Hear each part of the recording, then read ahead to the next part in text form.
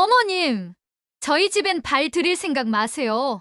애초에 저희가 어머님을 왜 모셔야 하죠? 차가운 늦가을 바람이 복도를 휘감았습니다. 며느리 서영이는 현관문을 얼굴 하나 겨우 내밀 만큼만 열고 쌀쌀맞게 말했습니다. 그 목소리가 얼음장 같았죠. 남편이 그렇게 가고 빚더미에 앉아 마지막 희망으로 찾아온 아들 집이었습니다. 현관문 틈으로 새어나오는 따뜻한 불빛과 아이들. 웃음소리가 마치 다른 세상 이야기처럼 아득하게만 느껴졌습니다. 서영아, 그게 무슨 말이니? 나 지금, 아비가, 경수는 어디 있니? 내 아들 얼굴 좀 보자. 경수 지금 바빠요. 어머님 전화는 왜 안 받겠어요? 바쁘니까 못 받는 거예요. 그리고 아버님 빚까지 저희더러 떠안으라는 건 아니시잖아요? 기가 막혔습니다. 한때는 딸처럼 생각했던 아이가 저를 벌레 보듯 쳐다보고 있었죠. 제 휴대전화는 남편 장례 치르느라 며칠째 꺼져 있었습니다. 그 사실조차 며느리에게는 비웃음거리일 뿐이었습니다. 춥고 배고팠습니다. 정말 이대로 길바닥에 나앉아야 하나 눈앞이 캄캄했습니다. 나 너무 춥다. 현관에서라도 경수 올 때까지만. 아, 진짜? 왜 이렇게 눈치가 없으세요? 며느리가 신경질적으로 제 팔을 밀어붙였습니다. 이러지 마세요. 이웃들 보면 창피해요.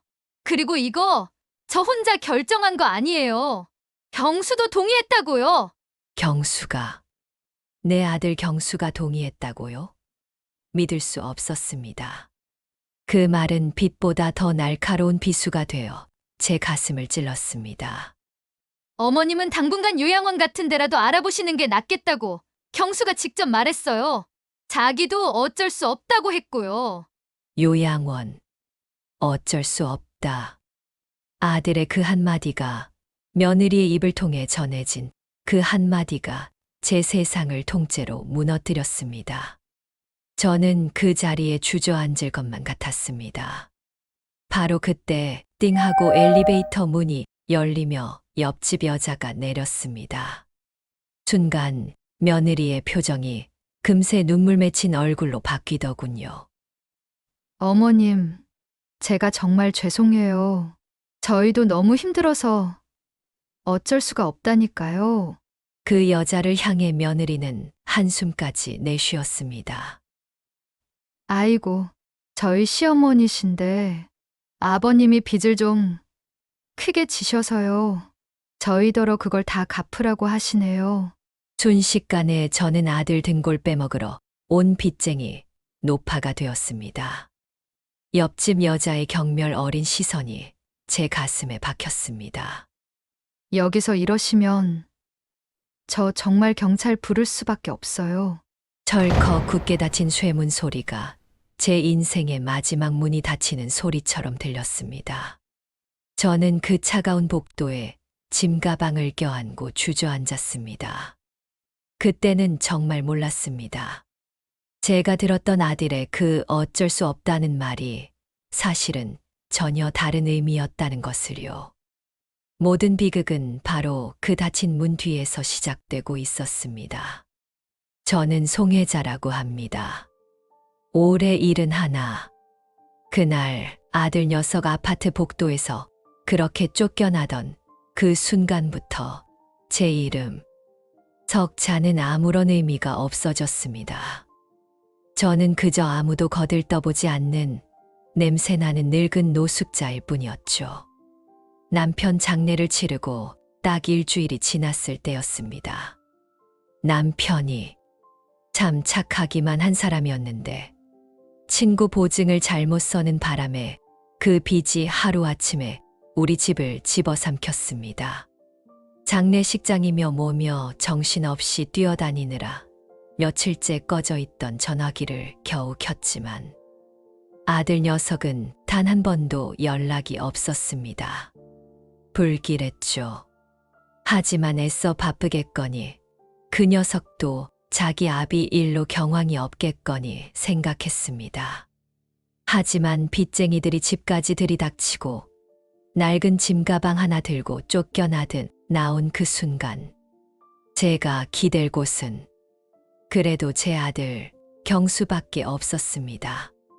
그렇게 찾아간 아들 집 앞에서 저는 어쩔 수 없다는 아들의 비정한 한마디를 며느리를 통해 전해 듣고 완벽한 빈털터리가 되어 길거리로 내몰린 겁니다. 그 굳게 닫힌 쇠문 앞에서 얼마나 더 얼어붙은 채로 앉아 있었는지 모르겠습니다.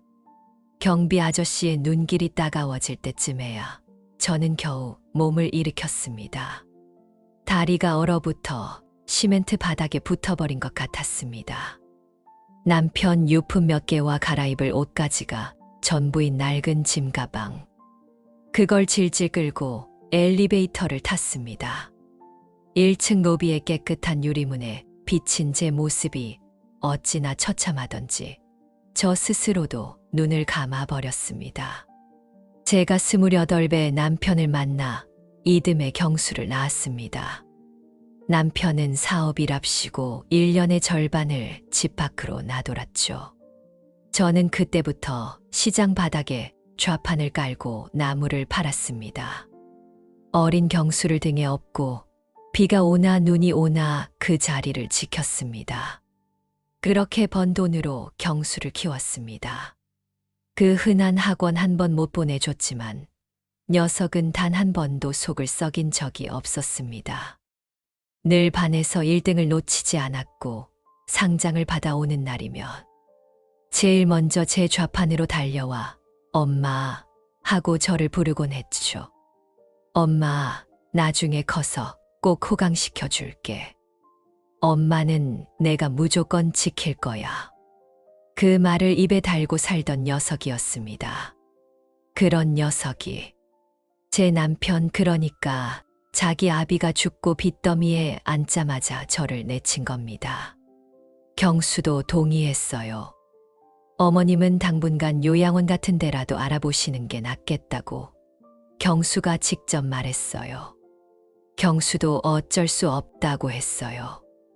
며느리의 그 가시 돋친 목소리가 환청처럼 귓가에서 떠나질 않았습니다.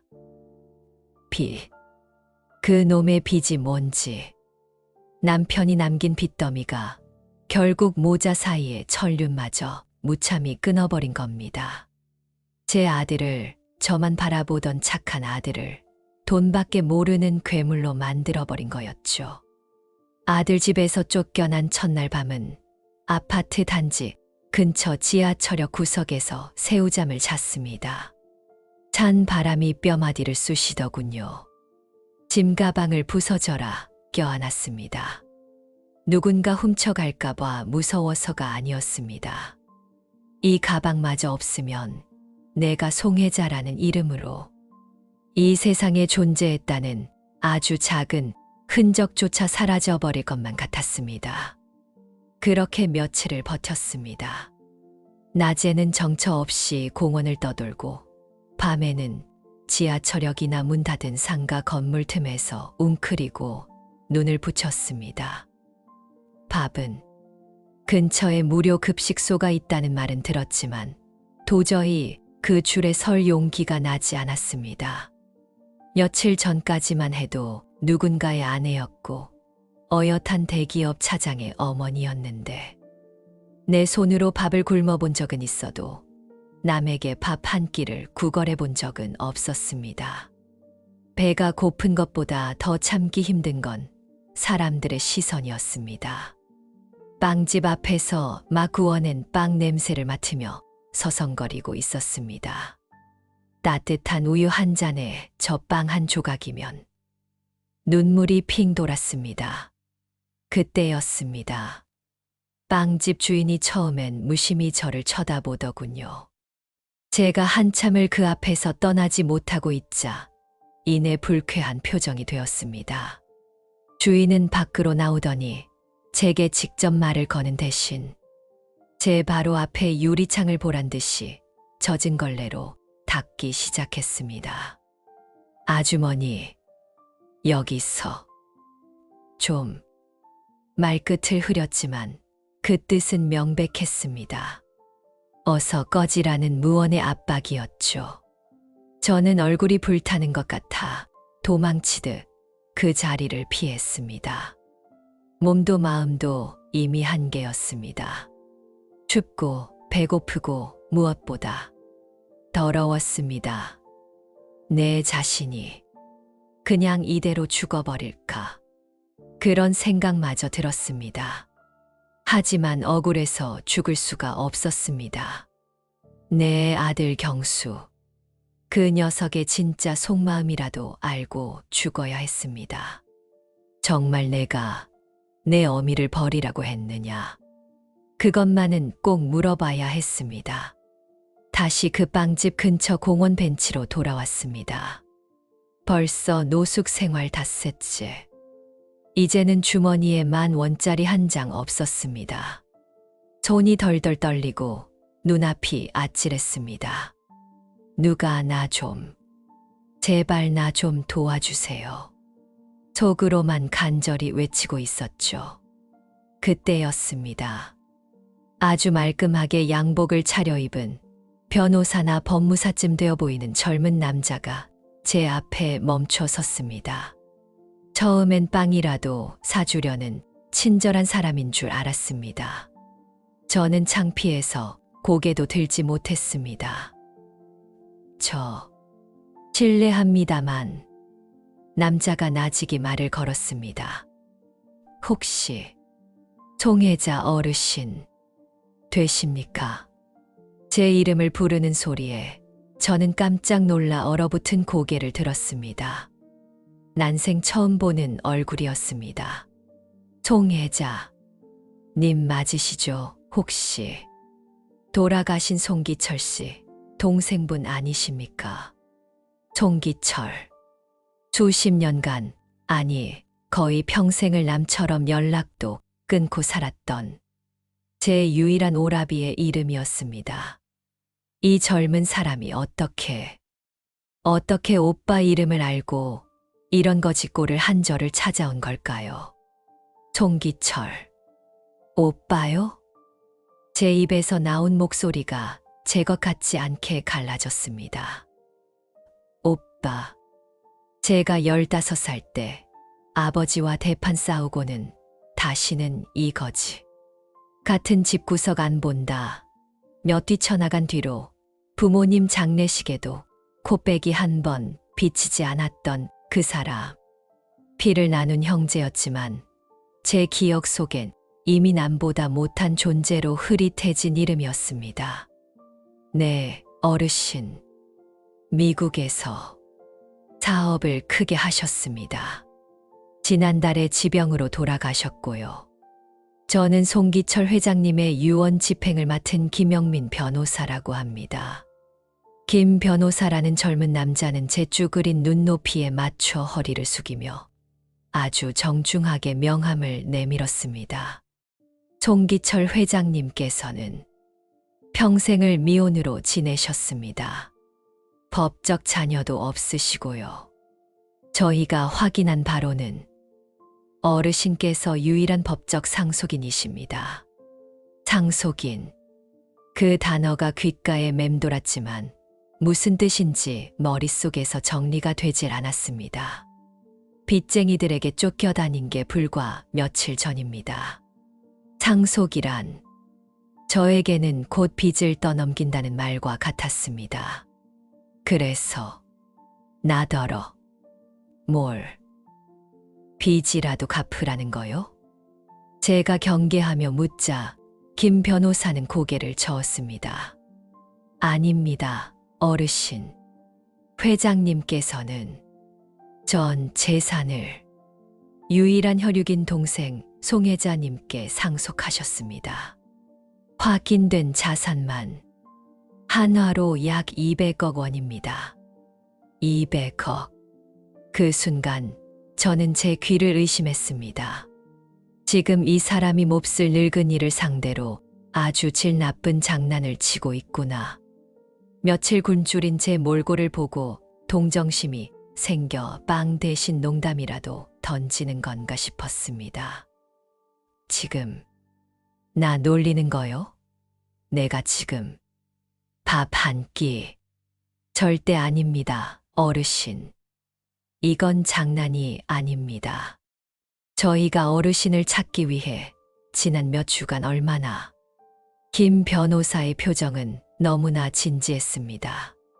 그가 보여주는 서류들, 거기에 적힌 송기철, 그리고 송혜자. 제 이름 석자가 분명히 박혀 있었습니다. 200억. 헛웃음이 터져 나왔습니다. 남편이 남긴 빚 때문에 아들 집에서 짐승처럼 쫓겨나 닷새를 길거리에서 굶었는데 그런 저에게 200억이라니요. 세상 참 잔인하고 또 참 우습더군요. 처음엔 아무 생각도 나지 않았습니다. 멍했습니다.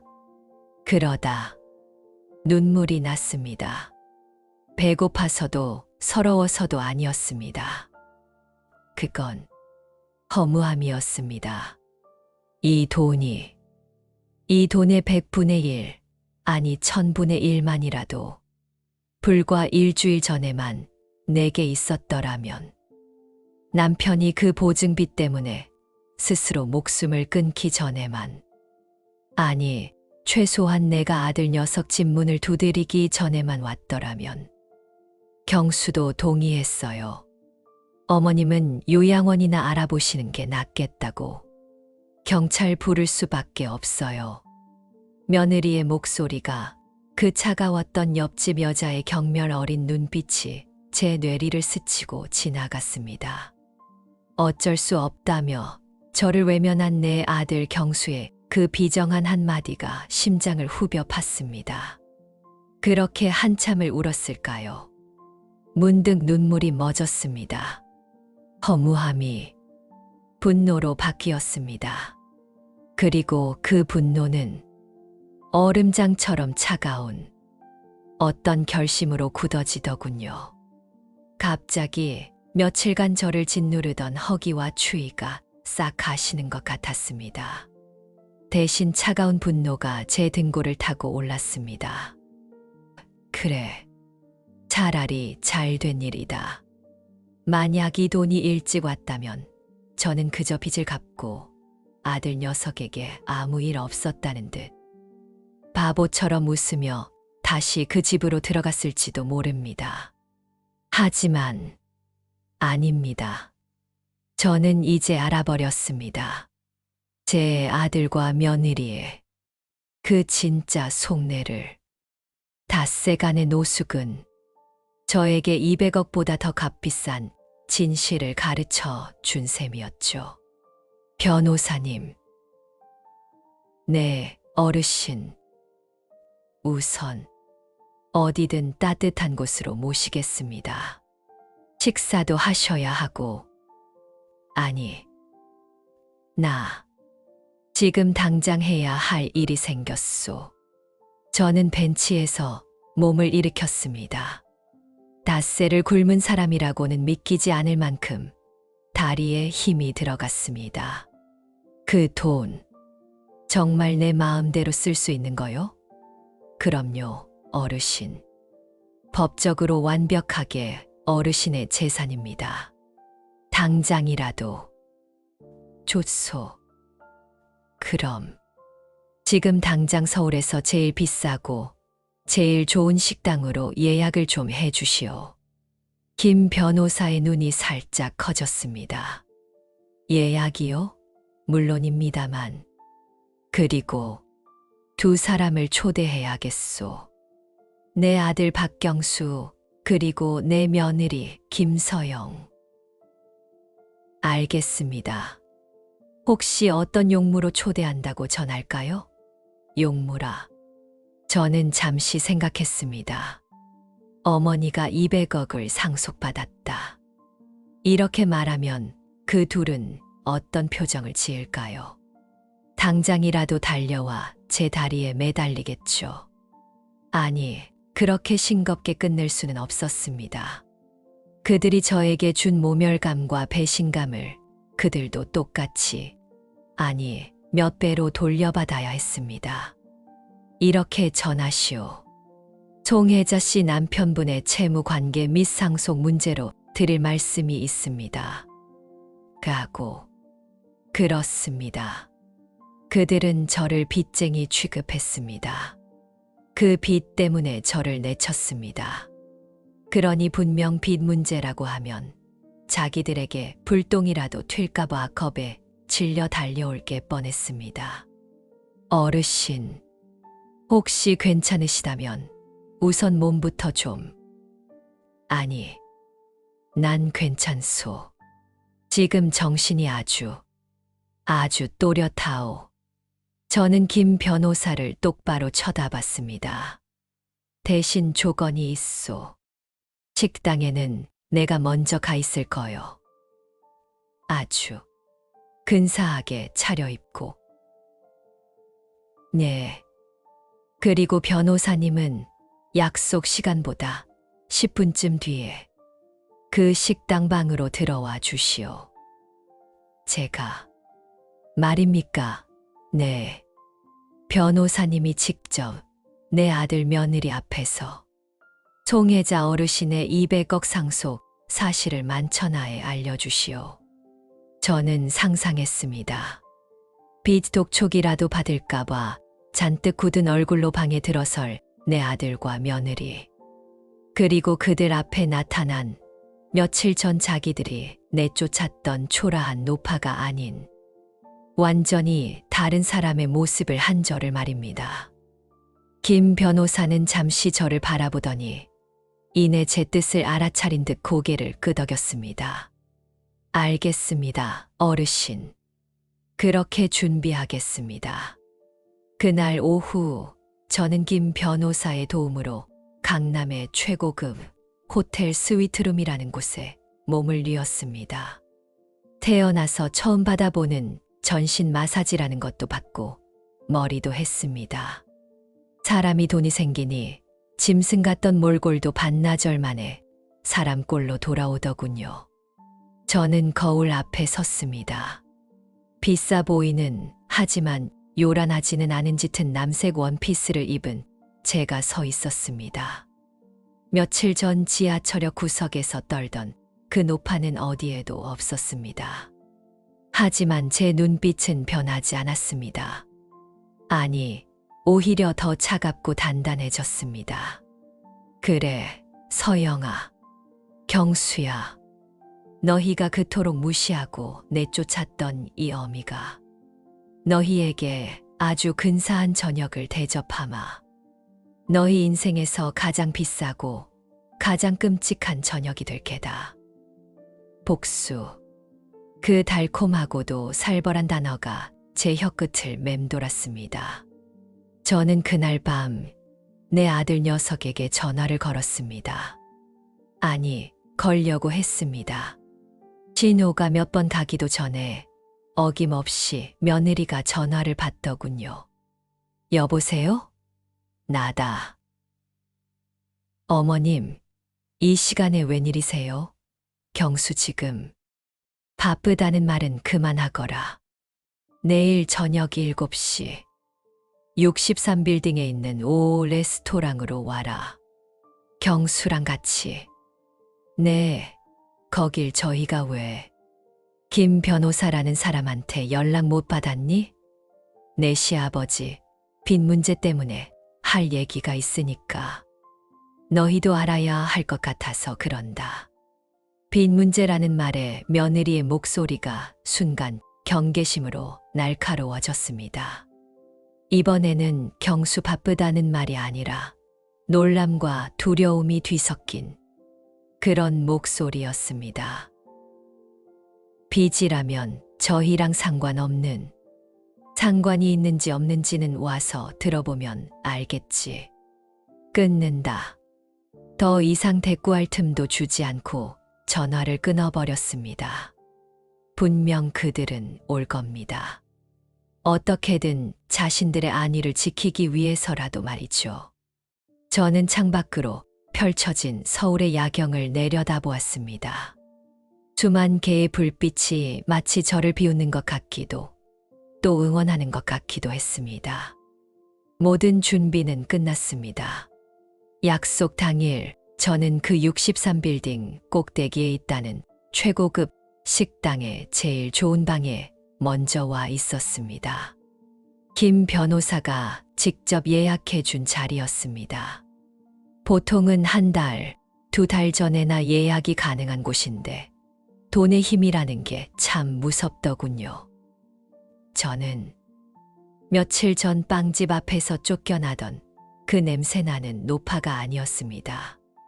김 변호사가 준비해 준 제 평생 입어본 옷 중에 가장 비싼 옷을 입고서요. 화장이라는 것도 곱게 하고 머리도 하니 거울 속에 웬 낯선 사람이 앉아 있더군요.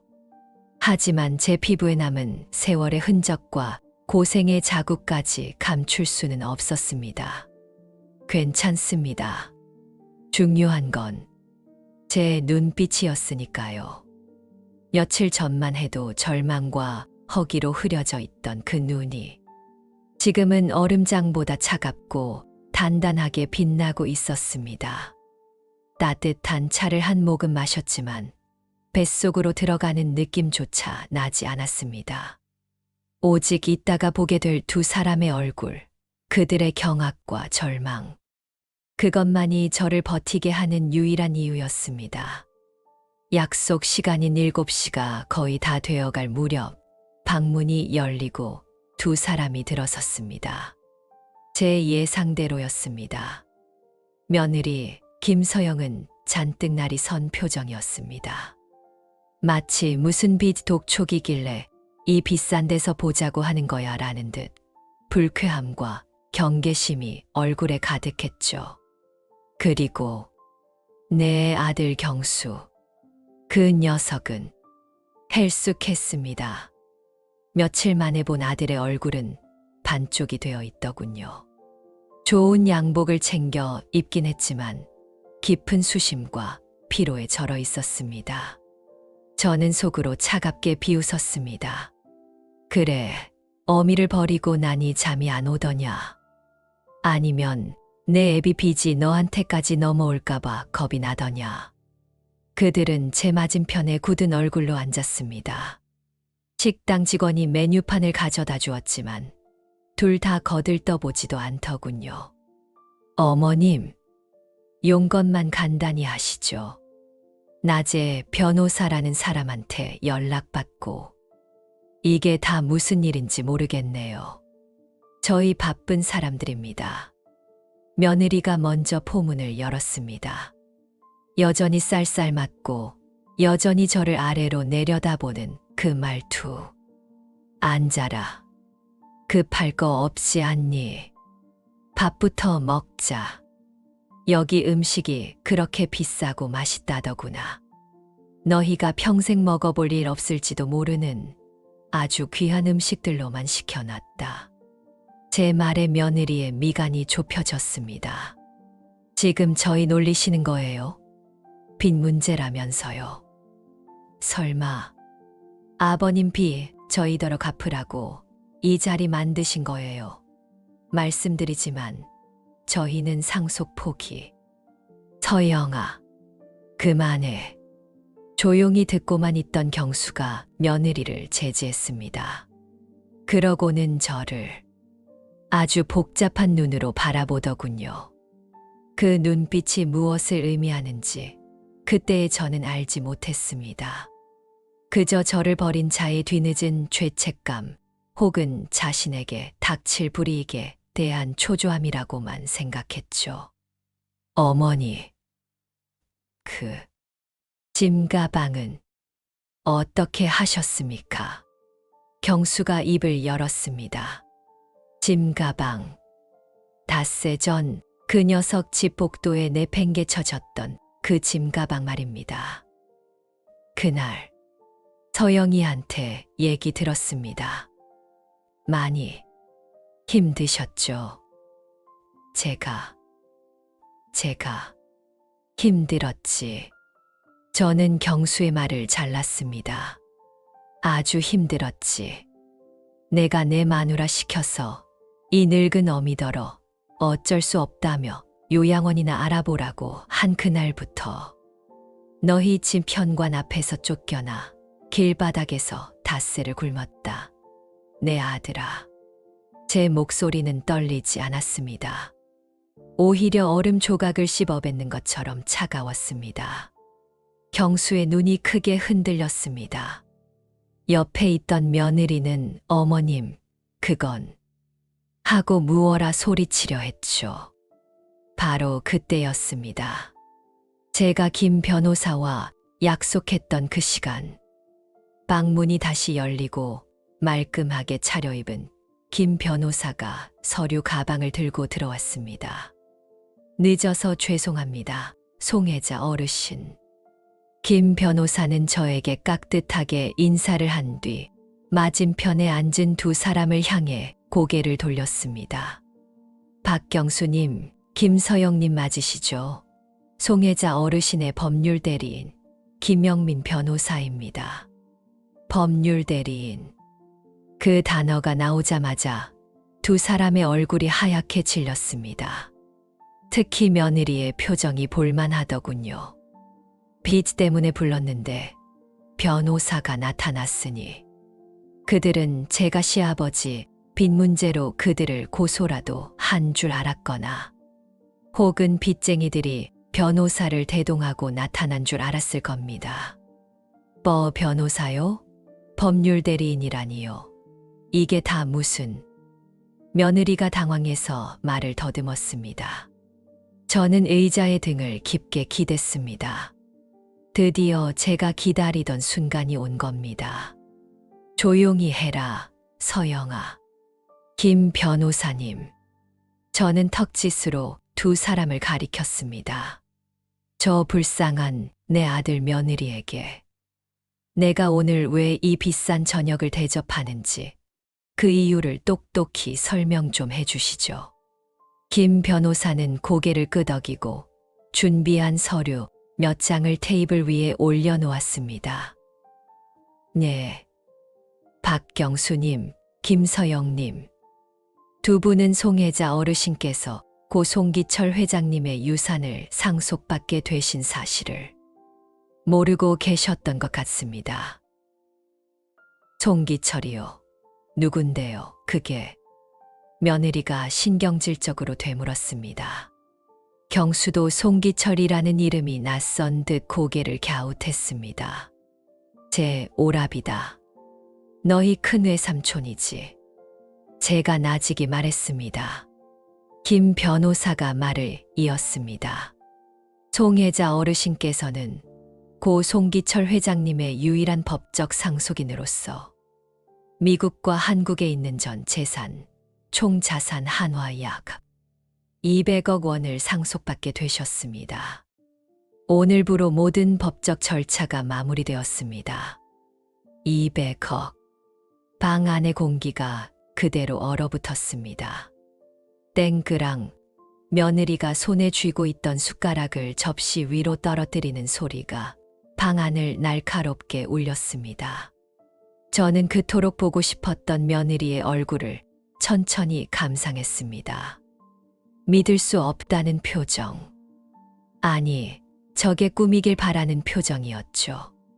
며칠 전 저를 벌레 보듯 내쫓던 그 당당함은 온데간데 없었습니다. 눈은 금방이라도 튀어나올 것처럼 커졌고 입은 붕어처럼 뻐끔거렸습니다. 질투, 시기, 그리고 경악. 그 모든 감정이 그 작은 얼굴 안에서 폭풍처럼 휘몰아치더군요.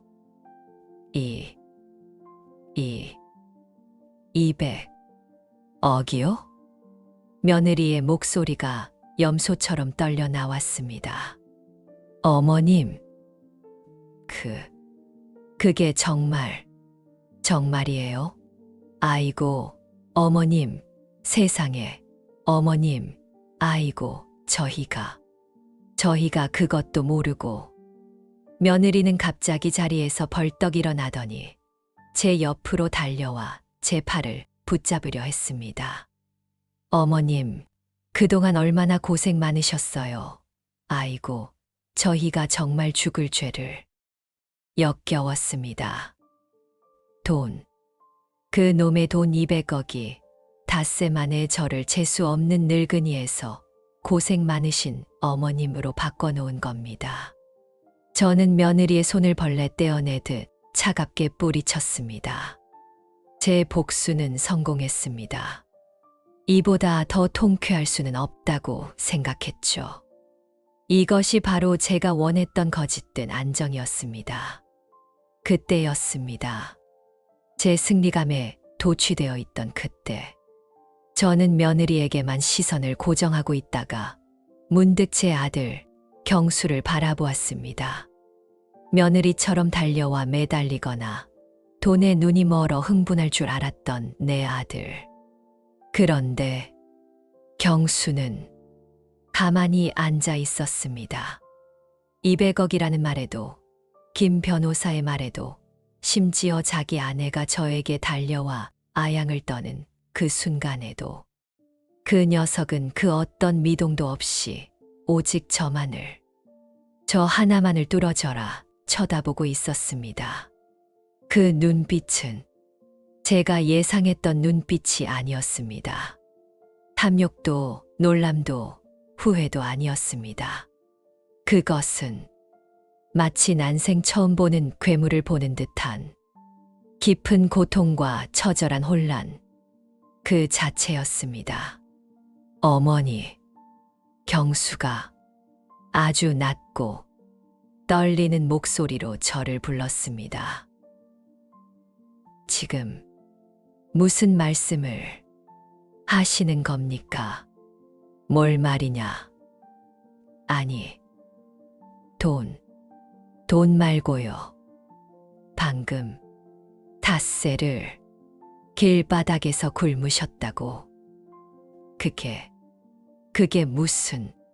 저는 경수의 그 반응이 돈 앞에서 궁색한 변명을 늘어놓는 아주 질 나쁜 연기라고 생각했습니다. 이제 와서 모르는 척. 연기하지 마라, 경수야. 참, 가증스럽구나. 내 아비 빚은 어쩔 수 없다며 이 어미를 내쫓을 땐 언제고 200억이 생겼다니. 이제 와서 그런 슬픈 표정을 지어. 연기라니요. 어머니, 제가 언제... 시끄럽다. 저는 버럭 소리를 질렀습니다. 더 이상 그 역겨운 변명을 듣고 싶지 않았습니다. 너희 둘 다 똑똑히 봤다. 돈 몇 푼의 어미를 버리는 그 끔찍한 속내를 내가 다 봤어. 저는 이제 모든 게 끝났다고, 이 통쾌한 복수로 모든 게 정리되었다고 생각했습니다. 그런데 경수는 저에게 용서를 구하는 대신 자신의 옆에서 벌벌 떨고 있는 아내 김서영의 팔뚝을 무섭게 움켜쥐었습니다.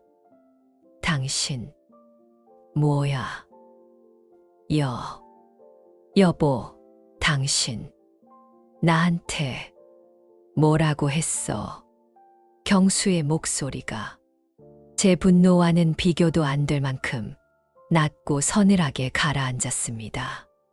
어머니, 여행 가셨다고. 한동안 바람 좀 쐬고 오신다고.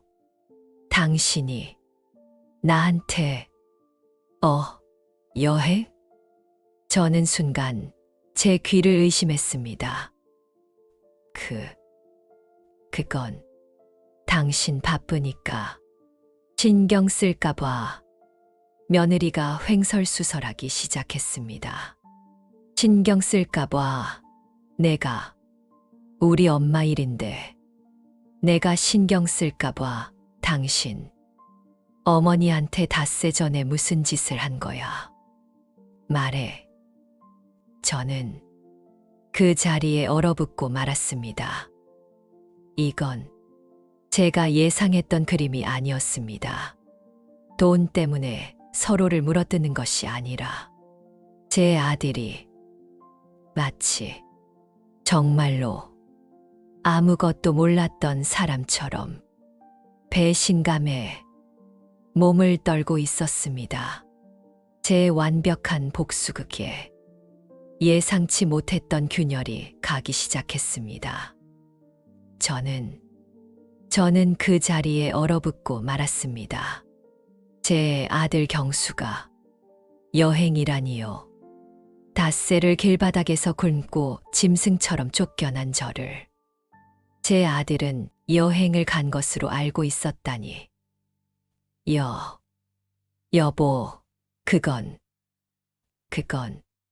어머님이 아버님 돌아가시고 너무 충격이 크신 것 같아서. 당신 회사 일로 바쁜데 신경 쓰실까 봐. 내가 며느리 김서영은 횡설수설 말도 안 되는 변명을 늘어놓기 시작했습니다. 그 순간 경수가 며느리의 팔을 거의 부러뜨릴 듯이 움켜쥐었습니다. 신경 쓸까 봐. 내가 우리 엄마 일인데 내가 신경을 쓸까 봐. 경수의 목소리가 제 분노와는 비교도 안 될 만큼 낮고 서늘하게 가라앉았습니다. 그럼 오피스텔은 내가 당장 어머니 모시라고 했던 여의도 그 오피스텔은 왜 말 안 했어? 당장 그쪽으로 모시고 거기서 며칠, 아니 몇 달이라도 마음 좀 추스르시라고. 내가 신신당부를 하지 않았어. 오피스텔. 처음 듣는 이야기였습니다. 며느리 서영이의 얼굴이 그 순간 종이장처럼 하얗게 질려버렸습니다. 오피스텔이라니. 여보, 그게 무슨 소리냐고. 이 여자야. 경수는 억장이 무너지는 듯 가슴을 쾅쾅 내리쳤습니다. 아버지가 남긴 수십억 빚, 그거 우리가 어떻게 감당하냐고. 그거 어쩔 수 없다고. 당신한테 말했지. 하지만 그래서 내가 뭐라고 했어. 이 사람아. 경수는 울부짖고 있었습니다. 어머니 충격받으셨을 거라고. 그 빚쟁이들. 우리 집까지 쫓아올지 모른다고. 당신더러 당장 어머니 그쪽으로 모시라고. 내가. 경수는 자리에서 벌떡 일어나 자신의 양복 안주머니에서 휴대전화를 꺼내 들었습니다. 그 녀석의 손이 제 분노와는 비교도 안 될 만큼 사시나무처럼 떨리고 있었습니다. 전화. 어머니. 제가 장례식 끝나고 얼마나 전화를 드렸는데 왜 단 한 통도. 경수는 망연자실한 표정으로 자신의 휴대전화 기록을 뒤지기 시작했습니다. 없어. 부재중 전화가 단 한 통도 없어. 그때였습니다. 경수의 시선이 며느리 김서영의 얼굴에 얼음처럼 박혔습니다. 설마 너. 경수가 짐승처럼 달려들어 며느리의 손목을 낚아챘습니다. 내 휴대전화 당신이 내 사무실에 와서 가져갔었지. 그렇지. 내가 회의 들어간 사이에. 경수는 자기 휴대전화를 집어들고 무언가를 확인했습니다. 차단 목록. 그곳에는 어머니라는 이름 석자가 선명하게 찍혀 있었습니다. 아, 경수의 입에서 바람 빠지는 소리가 났습니다. 내가 내 어머니 전화를 차단했구나. 내가 회의 들어가고 바쁜 틈을 타서 내 전화기를 훔쳐서 모든 조각이 맞춰졌습니다. 제가 아들에게 전화를 걸 때마다 받지 않고 며느리에게만 연결되었던 이유. 며느리가 늘 경수 지금 바쁘다며 저를 막아섰던 이유. 그리고 닷새 전 며느리가 저를 내쫓으며 했던 그 말. 경수도 어쩔 수 없다고 했어요. 그것은 완전한 거짓말이 아니었습니다. 며느리는 경수에게 어머님이 아버님 빚 수십억을 우리더러 갚으라고 하신다고 문자를 보냈을 겁니다. 경수는 당연히 그 빚은 어쩔 수 없다고 대답했겠죠. 그리고 며느리는 그 앞뒤를 다 잘라먹고 마치 저를 모시는 것 자체가 어쩔 수 없는 일인 것처럼 저에게 전달했던 겁니다. 그럼 돈은? 제가 떨리는 목소리로 물었습니다. 서영이가, 내가 경수가 용돈, 이자 갚았다고. 용돈이요. 경수가 이제는 거의 실성한 사람처럼 자신의 은행 앱을 열었습니다. 어머니, 제발 이것 좀 보세요. 제가 불효자식이 아닙니다. 제가 어떻게 어머니를. 경수는 제 눈앞에 화면을 들이밀었습니다. 그것은 이체 내역이었습니다. 어머니 300만 원, 어머니 300만 원, 어머니 300만 원. 그 내역이 지난달, 지지난달, 아니 작년, 재작년 끝도 없이 이어져 있었습니다. 저는 매달 아버지가 살아계실 때도 돌아가신 후에도 단 한 번도 거르지 않고 어머님께 생활비를 보냈습니다. 아내가 어머님은 돈 관리 같은 거 힘드시다고, 당신이 알아서 관리해 드린다고, 당신이. 경수가 며느리를 노려보며 소리쳤습니다. 이 계좌, 어머니라고 저장된 이 계좌, 이거 김서영 당신 통장이잖아. 맞지? 말하라고. 며느리는 아무 말도 하지 못했습니다. 아니, 못한 게 아니라 그 눈빛은 이미 모든 것을 자백하고 있었습니다. 모든 것은 저 며느리 김서영의 단독 범행이었습니다. 제 아들 경수는 아무 죄가 없었습니다. 대체 왜 그랬어? 경수가 무너져 내리며 절규했습니다. 며느리 김서영은 그제야 방바닥에 주저앉아 울음을 터뜨렸습니다. 미안해요. 미안해, 여보.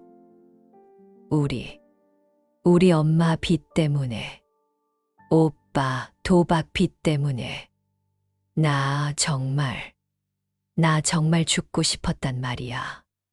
어머님 돈 들어오는 거, 그거라도 막지 않으면 우리 식구 다 길바닥에 나앉게 생겼는데. 내가 흑흑. 저는 그 자리에 서서 아무 말도 할 수 없었습니다. 200억. 이 거대한 돈은 제 복수를 위한 무기가 아니었습니다. 그것은 제 아들이 불효자가 아니라는 것을, 제가 아들을 오해했다는 것을, 그 끔찍한 진실을 밝혀내기 위한 하늘의 마지막 시험대였습니다. 제 아들을, 제 경수를 제가 오해했습니다. 제가 감히 돈 때문에 어미를 버린 놈이라고 저주했습니다. 그 순간 며느리에 대한 분노보다 내 아들에 대한 미안함이 제 심장을 산산조각 내는 것 같았습니다. 그 방 안의 공기는 마치 얼음물 속에 가라앉은 솜처럼 무거웠습니다. 200억. 제 통쾌한 복수. 완벽한 승리. 그 모든 것이 아들의 그 처절한 절규 한마디에 산산조각 나 제가 되어 흩날렸습니다. 김서영 며느리는 실성한 사람처럼 바닥에 주저앉아 미안해요. 내가 오빠 빚 때문에 하며 알아들을 수 없는 말만 짐승처럼 중얼거리고 있었습니다. 김 변호사는 이 끔찍한 가족 드라마에 끼어들 자리가 아니라는 것을 깨달았는지 어르신, 저는 밖에서 라며 조용히 방을 나갔습니다. 방 안에는 이제 셋만 남았습니다. 무너져 내린 며느리, 모든 것을 잃은 표정으로 망연자실 서 있는 내 아들, 그리고 그 아들을, 제 아들 경수를 돈에 눈이 멀어 어미를 버린 불효자식으로 몰아세우고 이 잔인한 복수극의 무대 위로 끌어올린 이 어미, 저 송혜자였습니다. 저는 제 앞에 멍하니 서 있는 아들 녀석을 차마 바라볼 수가 없었습니다. 200억이 아니라 2천억이 생긴들 무슨 소용이 있단 말입니까? 저는 제 손으로 제 아들의 가슴에 돈보다 더 깊은 상처를 후벼 팠습니다. 경수야, 목소리가 나오지 않았습니다. 엄마가 내 마음도 모르고 경수는 아무 대답이 없었습니다. 그저 바닥에 널브러진 자신의 휴대전화, 어머니라는 이름이 차단되어 있던 그 검은 화면을 텅 빈 눈으로 내려다보고 있을 뿐이었습니다. 그때였습니다. 경수가 천천히, 아주 천천히 고개를 들었습니다. 저를 본 것이 아니었습니다. 바닥에서 끄끄거리며 울고 있는 아내 김서영을 내려다보았습니다. 그 눈빛에는 분노도 증오도 아니었습니다. 그것은 뭐랄까, 완전히 타버리고 재만 남은 그런 텅 빈 눈이었습니다. 서영아, 경수의 목소리가 물에 젖은 종이처럼 낮게 가라앉아 있었습니다. 너, 나한테 어떻게 이럴 수가 있냐? 여보, 내가 정말 우리 애들. 경수가 헛웃음을 터뜨렸습니다. 그래, 우리 애들. 내가 우리 애들 엄마라는 게 나는 지금. 경수는 말을 잇지 못하고 주먹으로 벽을 쿵 하고 내리쳤습니다. 그동안 우리 엄마한테, 나한테 무슨 짓을 하고 다닌 거야. 우리 엄마 길바닥에서 닷새를. 경수의 눈에서 다시 눈물이 터졌습니다. 내가 어떻게 나를 어머니를 요양원에 보내려 한 그런 페류나로 만들어. 저는 그제야 알았습니다. 저를 내쫓은 며느리의 배신감보다 어쩌면 제 아들 경수가 지금 느끼는 배신감이 수백 배는 더 클 것이라는 것을요. 아내에게 완벽하게 속아 자신도 모르는 사이에 어머니를 길바닥에 나앉게 한 불효자가 되어버린 겁니다. 김서영은 그저 잘못했다는 말만 기계처럼 반복했습니다. 일어나. 경수가 말했습니다. 일어나. 집에 가. 여보, 가서 애들 봐. 오늘은 아무 생각도 하고 싶지 않다. 가. 그것은 용서가 아니었습니다. 그것은 지금 당장 이 여자를 내 눈앞에서 치우지 않으면 내가 무슨 짓을 할지 모르겠다는 마지막 경고였습니다. 며느리는, 김서영은 그 말의 뜻을 알아들었습니다. 비틀거리며 일어나 바닥에 떨어진 가방을 챙겨 들고 저와 경수를, 아니, 차마 저희를 쳐다보지도 못하고 도망치듯 그 방을 빠져나갔습니다. 철컥. 방문이 닫혔습니다. 세상에서 가장 비싼 식당에, 가장 화려한 방에 저와 제 아들 단둘이 남았습니다. 식탁 위에는 손도 대지 않은 수십만 원짜리 음식들이 차갑게 식어가고 있었습니다. 그 정적이, 숨이 막혀서 저는 가슴을 쳤습니다. 경수야, 제가 먼저 무릎을 꿇었습니다. 제가 아들 앞에 무릎을 꿇었습니다.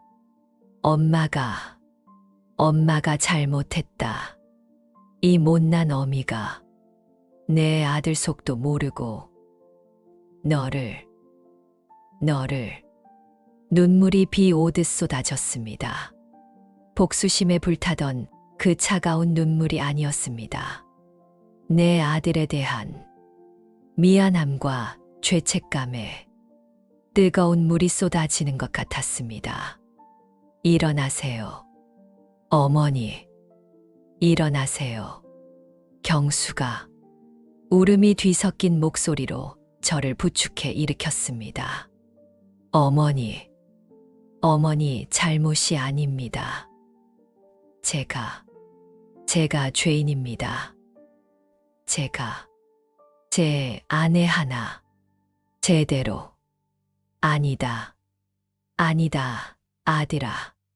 저는 아들의 손을 붙잡고 어린아이처럼 울었습니다.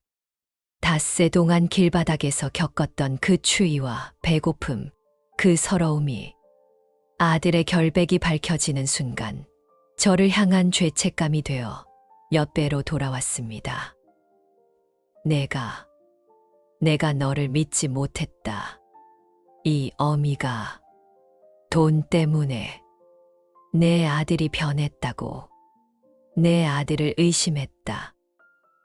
내가 죽일 년이다, 경수야. 경수는 저를 그저 말없이 껴안아 주었습니다. 마치 제가 어릴 적 좌판에서 나무를 팔다가 힘들어서 울 때 그 작은 고사리 손으로 제 등을 토닥여 주던 바로 그 아들처럼, 그렇게 우리는 한참을 그 화려한 식당 방바닥에 주저앉아 서로를 부둥켜 안고 울었습니다. 200억. 그 돈은 저를 나락으로 떨어뜨린 빚더미에서 구해준 동아줄인 줄 알았습니다. 아니었습니다. 그것은 우리 모자가 서로를 얼마나 깊이 믿고 또 얼마나 처참하게 오해했는지 그 진실을 비추는 거울이었습니다. 그날 이후 모든 것이 제자리로 돌아가 지는 않았습니다. 상처는 그렇게 쉽게 아물지 않더군요. 저는 김 변호사를 통해 며느리 김서영의 친정 빚을 모두 확인했습니다. 도박에, 사기에 밑빠진 독이었습니다. 제가 상속받은 돈으로 그 빚을 막는 것은 어려운 일이 아니었습니다. 어머니, 안 됩니다. 그럴 수 없습니다. 경수는 제 앞에 고개를 숙였습니다. 그 녀석은 그 며칠 사이 10년은 늙어버린 듯 했습니다. 그건 서영이가 지은 죄입니다. 제가 평생 갚아 나가겠습니다. 어머니 돈은 단 한 푼도 그 일에 쓸 수 없습니다. 경수야, 저는 제 아들의 손을 잡았습니다. 그 돈, 이제 내 돈 아니다. 그 돈은 내 오라비가 우리 경수, 불효자 누명 벗겨주려고 하늘에서 보낸 돈이다. 어머니, 이 돈으로 내 마누라 빚 갚아라. 어머니, 갚아라. 그 여자가 이뻐서가 아니다. 내 손주들 애비가 빚더미에 주저앉는 꼴, 이 어미는 못 본다. 그리고 저는 경수의 눈을 똑바로 바라보며 말했습니다. 내가 그 여자 용서하든 내치든 그건 너희 부부가 알아서 할 일이다. 하지만 이 어미는 내 아들 가정이 그놈의 돈 때문에 완전히 박살나는 꼴은 두 번 다시 안 본다. 저는 그 돈으로 며느리의 친정 빚을 모두 갚아주었습니다. 그리고 그날 경수는 아내와 아이들을 데리고 제 앞에 와서 무릎을 꿇었습니다. 며느리는 아무 말도 하지 못했습니다. 고개조차 들지 못하고 그저 죄송합니다라는 말만 벌벌 떨며 반복할 뿐이었습니다. 저는 며느리에게 아무 말도 하지 않았습니다.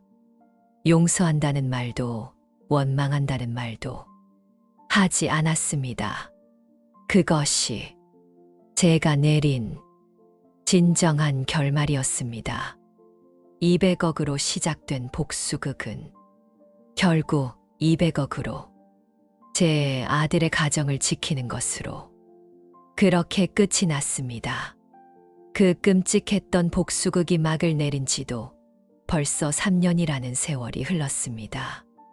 저는 지금 남편의 빚이 묻어 있는 그 낡은 아파트도 며느리의 거짓말로 가득 찼던 아들, 녀석의 그 숨 막히는 집도 아닌 따뜻한 볕이 잘 드는 강변 공원이 내다보이는 작은 아파트에서 혼자 살고 있습니다.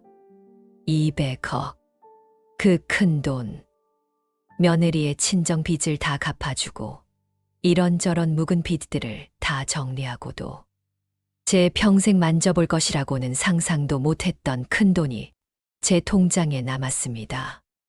물론 그 돈 덕분에 저는 닷새를 굶었던 노숙자에서 다시금 따뜻한 밥을 먹고 추위를 걱정하지 않고 남의 눈치를 보지 않고 살 수 있게 되었죠.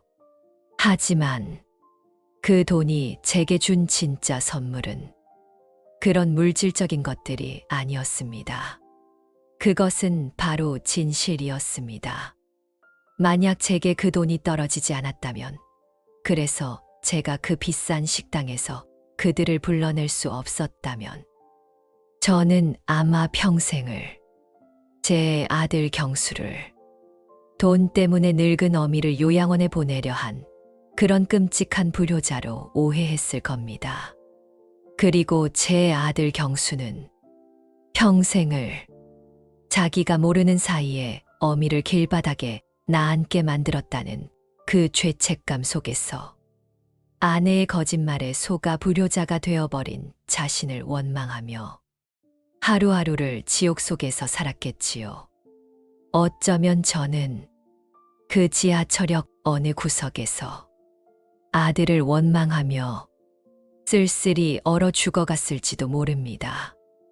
200억은 제 목숨을 구한 것이 아니라 우리 모자에 그 끊어질 뻔했던 천륜을 그 끔찍한 오해의 늪에서 건져 올려준 마지막 동아줄이었습니다. 그 큰 돈을 저 혼자 끌어안고 죽을 수는 없는 노릇이었습니다. 저는 김 변호사의 도움을 받아 따뜻한 밥상이라는 아주 작은 재단을 만들었습니다. 이름이 좀 거창하게 들릴까요? 별거 아닙니다. 저처럼 하루아침에 빚더미에 나앉게 된 어르신들 혹은 자식들과 오해가 생겨 홀로 외롭게 병마와 싸우는 분들, 그런 분들에게 다른 건 몰라도 밥, 따뜻한 밥 한 끼 든든하게 드시게 하고 싶었습니다. 제가 닷새를 굶어보니 세상에서 제일 서러운 게 배고픈 서름이더군요. 그 밥 한 끼가 사람을 살리기도 죽이기도 한다는 걸 제 뼈에 새겼으니까요. 그래서 저는 그곳에서 무슨 이사장이나 회장 같은 그런 거창한 직함으로 불리지 않습니다. 저는 그냥 나물 무치는 송여사, 그걸로 통합니다. 매일 아침 저는 새벽 시장에 나가 제 손으로 직접 신선한 채소들을 사옵니다. 그리고 그 쉼터 주방에서 하루 종일 나물을 다듬고 무치고 밥을 짓습니다. 시장 좌판에서 경수 없고 나물 팔던 그 시절처럼 일을 하다 보면 등줄기가 땀으로 흠뻑 젖곤 합니다. 하지만 제 마음은 깃털처럼 가볍습니다. 그 땀방울이 제 안에 아직도 남아있던 며느리에 대한 그 독한 원망, 내 아들을 오해했던 스스로에 대한 죄책감, 그 모든 더러운 찌꺼기를 남김없이 씻어내주는 것만 같습니다. 경수는 이제 제법 아들 노릇을 하려고 애씁니다. 주말마다 제 손주 녀석들을 데리고 그 급식소에 와서 설거지통을 붙잡고 삽니다. 처음에는 어머니, 이런 힘든 일, 그냥 사람 쓰시죠 하던 녀석이었습니다. 하지만 이제는 아무 말 없이 땀을 뻘뻘 흘리며 산더미처럼 쌓인 그릇들을 닦아냅니다. 얼마 전에는 그 녀석이 제 등 뒤에서 묵묵히 설거지를 하다가 툭 한마디 하더군요. 어머니, 고맙습니다. 뭐가? 그리고 정말 죄송합니다. 저 다시 사람답게 살게 해주셔서 정말 고맙습니다, 어머니. 그 말 한마디에 저는 차마 뒤돌아보지도 못하고 그저 나물만 계속 휘휘 묻혔습니다. 눈물이 짜디짠 나물 국물 위로 뚝뚝 떨어지는 것을 그 녀석은 보지 못했을 겁니다. 며느리 서영이는 아직도 제 눈을 똑바로 쳐다보지 못합니다. 가끔 아이들만 급식소 입구에 데려다주고는 차마 안으로 들어오지 못하고 멀리서 제가 땀 흘리며 일하는 모습을 한참, 아주 한참을 바라보다가 그냥 말없이 돌아가곤 합니다. 제가 그 빚을 갚아주었지만 그 여자는 제게 평생 짊어지고 가야 할 죄책감이라는 돈보다 더 무거운 빚을 지게 되었다는 것을 저는 압니다. 그 짐을 제가 굳이 덜어주고 싶은 마음은 없습니다. 그건 그 여자와 내 아들 두 사람이 남은 평생을 함께 풀어가야 할 그들만의 숙제겠지요. 저는 더 이상 그 둘의 인생에 끼어들지 않을 겁니다. 저는 이제 정말로 행복합니다. 200억이 있어서가 아닙니다. 굶어 죽을지도 모른다는 공포, 이 세상에 나 혼자라는 절망, 아들에게 버림받았다는 그 처절한 배신감. 그 모든 지옥의 밑바닥을 겪고 나니 비로소 오늘 내 손으로 따뜻한 밥을 지어 누군가의 꽁꽁 얼어붙은 속을 덮여줄 수 있다는 이 평범하기 짝이 없는 하루가 얼마나 눈물겹게 기적 같은 행복인지 깨닫게 되었습니다. 돈은 제게서 아들을 빼앗아 가는 듯 했지만 결국 제 아들을 다시 제게 돌려주었습니다. 그것도 그 녀석의 가장 진실하고 뜨거운 눈물과 함께 말입니다. 그걸로 저는 이 세상 모든 것을 다 받았습니다. 모든 인생에는 누구도 예상치 못한 반전이 숨어 있기 마련입니다. 여러분의 인생 속 결정적인 순간은 언제였나요? 인생집의 다음 이야기를 구독과 좋아요로 함께 열어주세요.